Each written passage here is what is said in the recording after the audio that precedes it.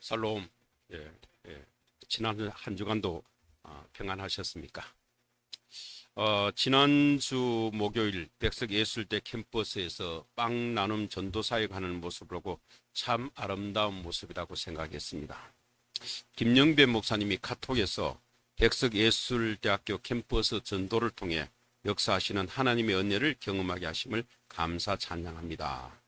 아름다운 교회 성도님들 영혼 구원 열정이 더욱 감사드립니다라고 인사하자 우리 김성강 선교사님께서도 모두 하나님께서 제일로 기뻐하시는 일을 하셨네요. 감사해요. 그리고 축복합니다라고 댓글을 달아주셨습니다. 정말 아름다운 모습이고 하나님께서 제일 기뻐하시는 일을 하셨습니다. 모두들 수고하셨습니다. 오늘 우리가 읽었던 성경 본문을 통해서 여기 한평생 하나님께서 기뻐하시는 전도, 복음을 전가하신 일에 헌신하신 한 분을 소개하고자 합니다. 여러분도 잘 아시는 사도 바울입니다. 그런 예수님을 믿는 그리스도인들을 박해하는 일에 앞장선 바리새인 중에 바리새인이었지만 그리스도인들을 잡으려고 다메섹으로 가는 그 길에서 부활하신 예수님을 만나고 회심하여 평생을 복음 전거자로 살았습니다. 오늘 빌립보 교회에 보내는 편지를 통해서 그 편지 서두에 빌립보서 1장 1절에 보면 자신을 그리스도 예수의 종 바울이라고 소개하고 있습니다. 이 빌립보 교회는 바울에게 아주 특별한 교회입니다. 사도행전 16장을 보면 빌립보 교회가 어떻게 세워졌는지에 대한 자세한 기록이 나와 있습니다. 성경에 여러 교회가 나오고 있지만은 누가 어떻게 해서 세웠는지에 대한 기록을 가진 교회는 많지 않습니다. 그런데 유독 빌립보 교회는 설립의 역사가 자세히 기록되어 있습니다. 그런 의미에서도 빌립보 교회는 아주 특별한 교회라고 말할 수 있습니다. 바울은 아시아로 가서 복음을 전하기를 원했지만 하나님께서 허락하지 아니하셨습니다. 그러한 가운데 바울이 밤에 마게도냐로 건너와서 우리를 도우라는 한상을 보고 마게도니아로 가게 되었습니다. 마게도니아는 지금의 동유럽으로, 빌립보는 동양에서 서양으로 넘어가는 첫 번째 관문으로 동서를 연결하는 지점에 있는 도시입니다. 하나님께서 왜 바울을 아시아로 가려는 길을 막으시고 마게도니아로 가게 하시는지 당시에는 바울도 그 이유를 몰랐을 것입니다. 그러나 바울 당시는 아시아 지역, 지금 인도라든지 이쪽 지역에서는 굉장히 문화가 발달된 지역이었습니다. 바울은 아마 아시아로 가면 복음의 큰 역사를 이룰 것이라고 생각했을 것입니다. 그러나 당시에는 몰랐지만은 세월이 지난 후에 하나님께서는 바울을 아시아로 아닌 유럽으로 보내신 까닭을 우리는 알게 됩니다. 바울이 유럽으로 들어갔기 때문에 기독교가 온 세상으로 퍼질 수 있을 수가 있었습니다. 모든 지각에 뛰어난 하나님께서는 우리 인간보다 훨씬 높은 차원에서 섭리하십니다. 우리는 지금 당장 우리 눈에 보이는 1차원적인 기도를 하고 있지만 하나님께서는 훨씬 높은 차원으로 우리 인간이 상상할 수 없는 그 차원에서 100년 후, 1000년 후를 내다보시면서 우리의 기도를 응답하시고 우리의 삶을 인도하십니다. 그렇게 해서 바울 일행이 가게 된 유럽의 첫 번째 지역이 바로 마게도냐의 빌립보입니다. 바울이 신라와 함께 빌립보에 도착해서 여러 날을 묵었지만은 마땅히 복음을 전하지 못하고 있었습니다. 그래서 안식일이 되어서 기도할 것을 찾다가 강가에서 누디아라는 여인을 만나게 됩니다. 강가라고 하지만 아주 우리 한강처럼 큰 강은 아니고요. 간지테스강 지루인데 빌립보에 가보니까 조그만 시내가 같은 곳이었습니다. 누디아는 성경에서 두아디아라는 지방에서 온 자주색 옷감 장사라는 여인입니다. 그 당시 자주색 옷은 왕이나 귀족들이 입는 옷이기 때문에 아주 고가의 옷입니다. 지금 말하면 고가 명품 옷 장사를 하시는 아주 부유한 상인이다 이렇게 볼 수가 있습니다. 장사차 빌립보에 왔다가 바울을 만나게 됩니다. 복음을 받아들인 누디아가 바울과 실라를 강권하여 자기 집에 데려가서 머물게 하고 세례를 받고 집안의 모든 사람도 세례를 받게 합니다. 자신의 집을 복음을 위해 사용하게 한 것입니다. 바울과 실라가 누디아의 집에 머물면서 하나님의 말씀을 전하고 세례를 베푸면서 시작된 곳이 바로 빌립보 교회입니다. 빌립보 교회는 유럽에서 제일 먼저 세워진 교회고 유럽 전역에 걸쳐서 모교회라고 할 수가 있습니다. 이때가 성경에서는 주후 51년경이라고 말하고 있습니다. 후 10여 년이 흘러간 주후 61년경 네로가 로마의 황제로 있을 때 바울은 지금 로마 감옥에 갇혀서 빌립보 교회에 편지를 쓰고 있습니다. 이 편지를 쓴 목적은 빌립보 교인들이 헌금을 보내준 것에 대해서 감사하고 오직 예수 그리스도께서만 주시는 진정한 기쁨을 보여줌으로써 그들을 격려하기 위해서 편지를 썼다고 말하고 있습니다. 그리고 빌립보 교인들이 갖고 있는 여러 가지 염려를 없애주고 한 마음으로 연합할 것을 권면하는 내용도 담겨져 있습니다. 빌립보 교인은 빌립보서 1장 1절과 또 여러 구절을 살펴보면 빌립보 교인은 그 당시 교회 조직이 잘 구성되어 있습니다. 그리고 사랑도 많고 남을 친절하게 대접하는 교회였습니다. 그리고 무엇보다 복음 전거와 전도에 앞장서는 훌륭한 전통이 세워진 교회였습니다. 우리 아름다운 교회도 이런 빌립보 교회와 같은 훌륭한 전통이 세워지는 교회가 되기를 바랍니다. 빌립보 1장 3절에서 보면 바울은 내가 너희를 생각할 때마다 나의 하나님께 감사한다고 말하고 있습니다. 바울이 빌립보 교인들을 생각할 때마다 가슴이 울렁거려서 기뻐서 하나님께 감사할 수밖에 없다는 말입니다. 그 이유는 5절의 말씀처럼 내가 첫날부터 이제까지 복음을 위한 일에 참여하고 있었기 때문이라고 말하고 있습니다. 빌립보 교회 교인들은 바울을 만난 첫날부터 이제까지 10년이 흘렀지만 복음을 위한 일에 꾸준히 참여했다는 것이 바울의 감사하는 내용입니다. 지금도 신앙생활을 잘하고 있고 복음 전파와 전도에 힘써왔다는 말입니다. 쉬지 않고 해왔으며 변치 않고 전도와 복음 전거에 앞장섰다는 말입니다. 그래서 바울은 자신도 빌립보 교회 교인들을 생각하면서 기쁨으로 항상 기도하고 있다고 말하고 있습니다. 바울이 빌립보 교회에 보내는 편지는 이처럼 기쁨을 노래하고 있지만 그 당시 빌립보 교회 형편은 그다지 좋지는 못했던 것 같습니다. 빌립보 교회는 사도 바울이 로마에서 복음을 전하다가 감옥에 갇혔다는 소식을 듣고 무엇이 걱정하고 염려했습니다. 그래서 그들의 지도자인 에바브로디도를 급히 바울에게 보냈습니다. 그러나 바울은 자기의 운명에 대해서는 하나님께 맡기고 살든지 죽든지 그리스도가 존귀하게 되기를 바란다는 초연한 자세를 취하고 있습니다. 그러면서 아직 이 땅에서 그리스도를 위해서 해야 될 일이 남아있기 때문에 자기는 죽지 않고 살아서 빌립보 교회로 가게 될 것을 주 안에서 확신한다고 이 편지 1장 22절과 26절에 그렇게 쓰고 있습니다. 바울은 이제 도리어 빌립보 교회를 위해서 걱정하고 기도합니다. 빌립보 교회는 바울의 운명에 대해서 심히 걱정하고 염려하고 있을 뿐만 아니라 그들의 교육자인 에바브로디도 역시 그들을 떠나서 지금 바울 곁에 와 있는 상태로 무엇이 불안해하고 있기 때문입니다. 그래서 바울은 지금 그들의 형편이 어떤지를 알고 싶고 또 그들을 안심시킬 필요성을 강하게 느껴서 자기와 함께 있는 영적 아들 디모데를 속히 그들에게 보낸다고 말하고 있습니다. 바울이 이처럼 디모데를 속히 보내기를 바라는 것은 빌립보 교회의 사정을 알므로써 자기도 안위함을 얻으려 함이라고 말하고 있습니다.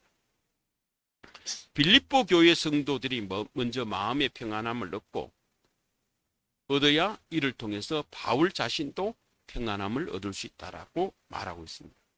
이처럼 바울과 빌립보 교회 성도들 사이에는 서로 걱정해주고 위로를 받는 아름다운 관계에 있었습니다. 우리 아름다운 교회도 역시 교역자들과 성도들 사이에서 바울과 빌립보 교인처럼 서로 걱정해주고 위로해주고 위로받는 아름다운 관계가 지속되기를 바랍니다. 오늘 우리 읽었던 빌립보서 1장 12절에서 21절의 본문을 통해서 하나님께서 우리에게 주시는 메시지는 지금 환경이 어떤지 어떤 처지에 있든지 불구하고 사명감을 가지고 자신을 초월해라는 메시지입니다. 우리의 사명감은 예수 그리스도를 전하는 것, 복음을 전파하는 것입니다. 이런 복음 전파의 사명을 주시는 것이 오늘 본문의 메시지입니다. 그러면 우리 그리스도인들은 그리스도인이라 해서 시련이 없을 수는 없습니다. 그러나 당한 사건 시련에서 초연해라고 1장 12절과 12절에서 말씀하고 있습니다. 바울은 복음을 전하면서 참으로 많은 고난을 당했습니다. 그리고 지금은 로마의 감옥에 갇혀 있는 상황입니다. 그러나 바울은 자신의 처지를 슬퍼하거나 한탄하지 않았습니다. 도리어 로마 감옥에 갇힌 것이 로마 제국의 하나님의 말씀을 전하는데 도움이 되었다고 말하고 있습니다. 12절을 보면 형제들아 내가 당한 일이 도리어 복음 전파의 진전이 된 줄을 너희가 알기를 원하노라 라고 말하고 있습니다. 비록 쇠사슬에 묶여서 로마로 간 바울, 감옥에 갇혀있는 바울이지만 이 바울을 통해서 하나님께서 놀라운 역사를 이루신다는 말씀입니다. 바울은 자신이 당한 일이 도리어 복음 전파에 도움이 되었다는 것을 빌립보 교회 교인들에게 알리고 있습니다. 우리 인생에도 이러한 일이 많이 있습니다. 지금 어떤 고난과 실패와 좌절이 있더라도 걱정할 필요가 없습니다. 우리의 생각보다 더 많은 생각을 하시는 하나님께서 이러한 것들을 통해서 우리를 선한 길로 인도하실 것이기 때문입니다. 로마를 통해서 온 인류를 구원하시려는 하나님의 계획은 로마 감옥에 죄수의 몸으로 갇혀있는 바울로부터 시작되었습니다. 13절을 보면 나의 매임이라는 포인이 나옵니다. 지금 감옥에 갇혀있다는 말입니다. 그러나 정확히 말하면 로마의 지하 감옥에 갇혀있는 상태가 아니라 로마 외곽 변두리에서 가택연금을 당한 상태에 있습니다. 그 당시에는 항제 재판이 지연되는 사례가 많기 때문에 모든 죄수들을 다 국가 감옥에 갇혀 있는 것이 아니라 일부 죄인, 미결수들은 자기 비용으로 주택을 마련해서 연금 상태에서 재판을 기다리고 로마 군인들이 감시하고 있는 이런 형태였습니다. 그래서 바울은 로마 군인들의 허락하에 로마 교회 성도들과 면회 오는 많은 사람들을 만나서 교제하고 복음을 전할 수 있었던 것입니다. 13절을 보면 바울은 나의 매임이 그리스도 안에서 모든 시위대 안과 그 밖의 모든 사람에게 나타났다고 말하고 있습니다. 이 기간 중에 바울은 로마에 있는 유대인 중 높은 사람들을 초대하여 자신의 무죄함을 변론하기도 하고 방문하는 많은 사람에게 하나님의 나라를 증언하고 복음을 전했습니다. 빌립보서 1장 12절과 14절, 18절을 보면 모든 시위대 자신을 감시하고 있는 로마 군인과 많은 사람에게도 복음을 전파해서 진전이 있었다고 기록하고 있습니다. 자신의 매임, 감옥에 갇혀 있는 것이 오히려 다른 사람에게 하나님의 말씀, 복음을 담대히 전할 수 있는 용기를 북두어 주었다고 말하고 있습니다. 바울은 당한 사건이나 시련에서도 초연했었습니다. 어떤 상황에도 전파되는 것은 그리스도이며 이로 인해서 기뻐하고 또한 기뻐했었습니다. 바울은 자신이 고난을 이겨내고 기뻐할 수 있는 원동력으로 19절에 보면 너희의 강구와 예수 그리스도 성령의 도우심으로 나를 구원에 이르게 한 줄 아는 거라고 말하고 있습니다.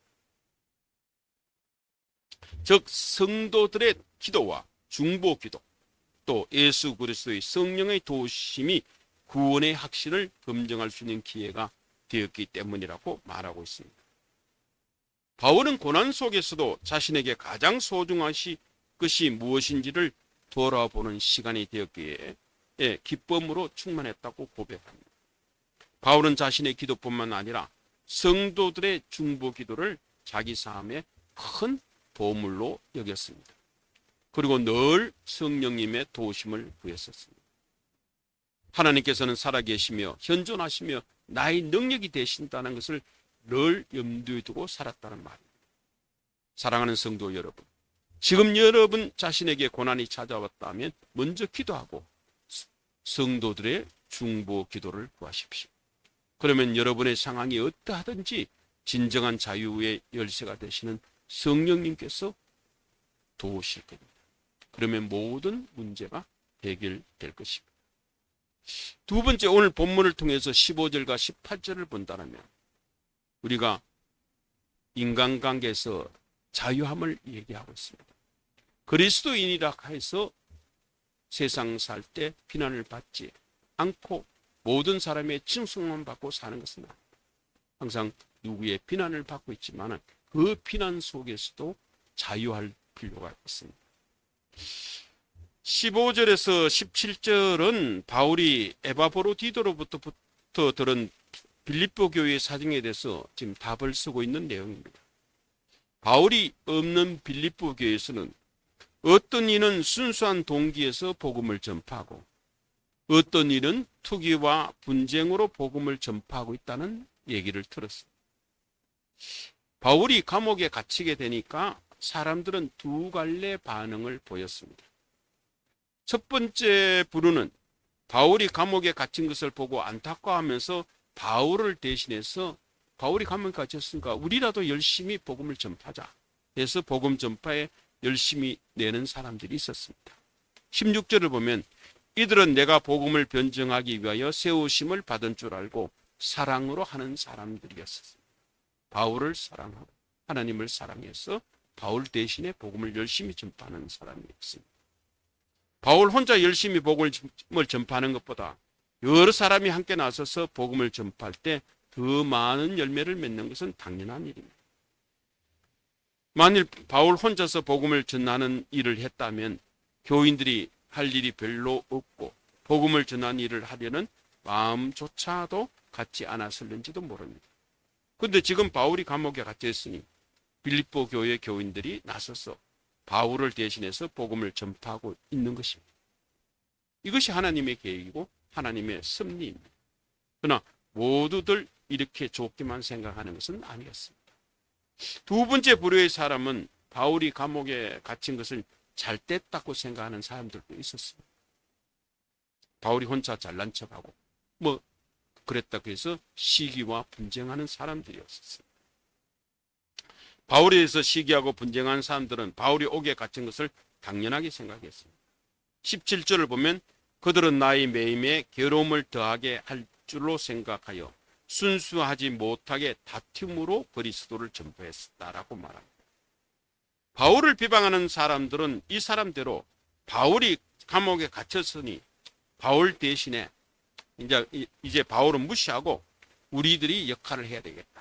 그래서 자신들이 복음을 전파해야 한다고 생각하고 열심히 복음을 전파했습니다. 결과적으로 이래서 복음을 전하고 저래서 복음을 전하게 해서 예수 그리스도를 전파하게 된 것입니다. 바울이 이것을 기뻐할 수밖에 없다는 것입니다. 여기에 하나님의 오묘하신 섭리가 있습니다. 하나님은 사람이 좋은 일을 하든지 나쁜 일을 하든지 선한 일을 하든지 악한 일을 하든지 사람이 무슨 일을 하든지 상관없이 그 모든 것을 통해서 하나님의 뜻을 이루어 나갑니다. 하나님의 뜻에 어긋나는 일을 하고 하나님을 대적하는 일을 하고 교회를 핍박하고 교회를 대적하는 일을 하면 교회가 어려움을 당하는 것은 당연한 일입니다. 그러나 하나님은 그것을 통해서도 역사하십니다. 그렇기 때문에 세상 일에 오늘날의 정치적인 사회적 상황에 너무 일희일비하지 마시기 바랍니다. 하나님은 우리 인간들이 무엇을 하든지 하나님의 선한 계획 안에서 좋은 길로 이끌어 나가시고 결과적으로 우리에게 좋은 것을 주시는 하나님이십니다. 교회의 일에 순종하는 사람은 순종하는 대로, 비판하는 사람은 비판하는 대로 하나님께서는 그 모든 것을 통해서 하나님의 역사를 이루어 나가십니다. 하나님은 어떻게 하시든 어떻게 하든지 하나님의 뜻을 이루어 나가시는 분입니다. 그 모든 일을 통해서 하나님의 계획하신 역사와 승리가 이루어져 나갑니다. 하나님의 계획에 우리 모두를 사용하십니다. 때로는 선한 역할이 될 수 있고 때로는 나쁜 역할을 맡을 수 있습니다. 가룟 유다 같은 경우에서는 그 한 일이, 예수님을 판 일이 역사적으로나 신학적으로 선하지 못한 일이지만 어쨌든 그 일을 통해서 가룟 유다를 일을 통해서 하나님께서는 예수 그리스도의 십자가의 사역을 완성시켰습니다. 그러나 가룟 유다는 그렇다 해서 가룟 유다가 하나님의 선한 계획에 하나님 역사에 슬리듯서 가룟 유다가 선한 것은 아닙니다. 가룟 유다는 자기의 악한 행위로 말미암아서 벌을 받고 형벌을 받고 비참하게 죽었습니다. 그러므로 우리는 기왕이면 우리가 맡은 일이 선한 역할이 되도록 기도해야 됩니다. 왜냐하면 종국에는 자신의 행위에 따라 심판과 형벌, 보응을 받기 때문입니다. 빌립보 교인 사이에는 오해와 비난이 있고 투기와 분쟁으로 인간적인 비방이 뒤따르고 이로 인한 인간관계의 어려움이 있었습니다. 그러나 바울은 최악의 상황 속에서도 그리스도가 전파되는 것을 기뻐했습니다. 우리 그리스도인은 복음 안에서 인간관계 역시 자유로워야 합니다. 세 번째, 오늘 주시는 메시지는 우리 그리스도인들이 갖고 있는 소원이 무엇입니까? 그것은 생사를 초월하는 소원, 사명을 가져라고 20절과 21절에서 말하고 있습니다. 바울은 지금 감옥에 갇혀 있습니다. 감옥에 갇혀 있는 사람의 소원은 하루속히 풀려나오는 겁니다. 그러나 바울은 지금 몇 년째 감옥에 갇혀 있으며 풀려날 가능성이 전혀 보이지 않습니다. 본래 노마 황제에게 재판을 받기 위해서 상고하여 로마로 압송되어 왔지만 네로 황제는 바울을 재판할 기미조차도 보이지 않았습니다. 그러나 바울은 이런 답답한 상황 속에서 자기가 풀려날 것을 확실한 믿음이 있었습니다. 왜냐하면 20절을 보면 바울은 나를 구원에 이르게 할 줄 아는고라고 말하고 있습니다. 이 말씀을 헬라어 원문을 보면 내가 풀려날 것을 잘 알고라고 되어 있습니다. 바울은 어떻게 자신이 풀려날 것을 잘 알고 있습니까? 그 이후로 바울은 너희의 강구와 예수 그리스도의 성령의 도심을 듣고 있습니다. 도심을 들고 있습니다. 바울이 풀려날 것이라는 소망을 가진 첫 번째 이유는 빌립보 교회의 교인들의 간절한 기도입니다. 두 번째는 예수 그리스도의 성령의 도심으로 소망을 가졌다고 말하고 있습니다. 빌립보 교회의 교인들이 아무리 열심히 기도한다 하더라도 사람의 힘만으로는 할 수가 없습니다.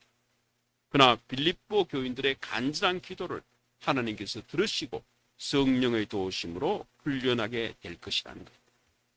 너희의 강구와 예수 그리스도의 성령의 도심이란 말씀 속에서 우리는 중요하게 생각해야 될 것이 있습니다. 그것이 바로 순서입니다. 너희의 강구가 먼저이고 그 다음이 예수 그리스도의 성령의 도심입니다. 하나님이 도우시고 내가 그 다음에 감사해서 기도하는 것이 아닙니다. 사람이 먼저 기도해야 하나님이 도울 수가 있습니다. 우리가 가진 문제를 해결하기 위해서는 내가 먼저 기도해야 해요. 이것이 중요합니다. 모든 일을 하나님께서 알아서 해결해 주시기를 기다리면 안 돼요. 오병이어의 기적에서도 물고기 2마리, 보리떡 5 덩어리를 예수님께 드리는 헌신이 먼저 있어 왔습니다. 그것을 통해서 예수님께서는 축복의 기도를 하시고 5,000명을 먹이시는 기적을 행했었습니다. 지금 로마에서 구금 상태에 있는 바울, 언제 사형을 당할지 모르는 바울이 가지고 있는 간절한 소망과 기대는 바로 예수 그리스도를 존귀하게 하는 것입니다. 20절을 보면 나의 간절한 기대와 소망을 따라 아무 일에든지 부끄러워하지 아니하고 지금도 전과 같이 온전히 담대하게 살든지 죽든지 내 몸에서 그리스도가 존귀하게 되게 하느라고 말하고 있습니다. 바울이 갖고 있는 간절한 기대와 소망으로 자신을 드러내고자 하는 궁극적인 목적이 바로 예수 그리스도. 이는 내게 사는 것이 그리스도니 죽는 것도 유익함이라고 고백하고 있습니다. 살든지 죽든지 그리스도이면 다 유익하다. 엄청난 신앙 고백입니다. 생사를 초해서 어떤 상황에도 온전히 그리스도가 드러나는 것이 바울의 소망이고 이것이 우리의 소원이어야 합니다. 죽는 것도 유익하다는 말 때 죽는다는 것은 진짜 죽는 것, 우리의 생명과 목숨이 끊어지는 것을 말하기도 하지만 내 자아가 죽는 것도 말합니다. 생사를 초월하는 것도 의미가 있습니다. 죽든지 살든지는 이 세 가지 것이 복합적으로 있습니다. 이 세 중에 어느 것이든 철저하게 우리는 사명 중심으로 살아야 한다고 말하고 있습니다. 사명으로 자신을 초월하라는 말. 바울은 그리스도를 존귀하게 하기 위해 아무 일에든지 부끄러워하지 않은 삶이라는 이런 명제를 가지고 사역했습니다. 바울은 예수를 믿음으로 손해를 보아도 좋고 죽어도 좋다고 생각하고 믿었다는 말. 손해를 보더라도 예수님을 사랑하고 예수님 때문에 살렸고 하지만은 죽는 것도 상관없다는 말. 예수님 때문에 덕을 보면 좋아하고 손해 보면 떠나서는 안 된다는 말. 이해관계에 좌우되는 믿음은 이기적인 믿음이고 이것이 현대판 자기 우상 숭배입니다. 지금 우상은 우리가 돌이나 나무에 우상을 새게 만들고 그게 빌고처라는 것이 우상이에요. 자기 사랑이 우상. 이해관계를 초월한 믿음이 되어야 합니다. 우리의 믿음은 죽든지 살든지 내 몸에서 그리스도가 존귀하게 되는 것이어야 합니다. 그리스도인으로서 가지고 싶은 생사를 초월하는 소원을 여러분들은 가지고 있습니까? 우리의 삶을 지탱하는 명제는 무엇입니까? 우리의 기도 제목은 무엇입니까? 우리는 무엇 때문에 무엇으로 살아가고 있습니까? 내 의지대로 사는 겁니까? 아니면 우리에게 주어진 사명으로 사는 것입니까? 이것을 깊이 생각하는 한 주간이 되고 사명으로 자신을 초월하는 우리 아름다운 교회 성도 여러분들이 다 되시기를 바랍니다. 함께 기도하겠습니다.